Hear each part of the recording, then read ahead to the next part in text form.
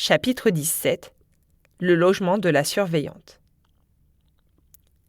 La surveillante vivait dans le cottage que vous pouvez voir au fond de la cour. Le logement de la surveillante est le seul bâtiment d'origine qu'on peut encore voir sur tout le site de la prison de Cascade.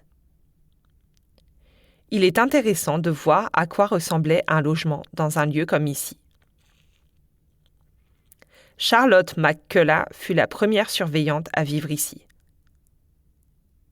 Née en Irlande, elle arriva à Hobart le 28 mai 1851, à bord du navire Blackfriar, avec sa sœur, Elizabeth. Charlotte prit ses fonctions de surveillante moins d'1 mois après leur arrivée.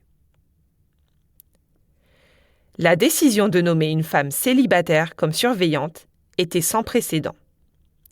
Et c'était la première fois que les rôles de surveillant n'étaient pas tenus par un couple marié.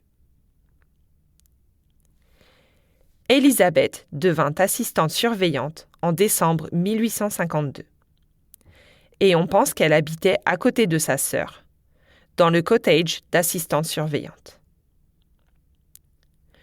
On estime que ce bâtiment fut démoli dans les 20 ans qui suivirent sa construction.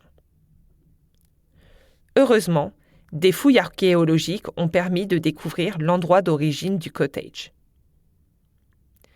Promenez-vous pour vous faire une idée de la taille de cette maison et de sa proximité avec les prisonnières et la surveillante. Il était courant que le personnel des institutions pénitentiaires vive sur place, mais on imagine qu'ils ressentaient, eux aussi, comme les détenus, une surveillance constante.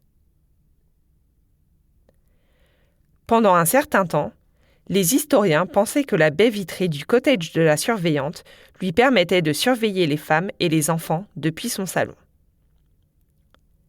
Mais Charlotte déclara lors d'une enquête officielle pour le gouvernement qu'elle ne se préoccupait pas des enfants de la crèche.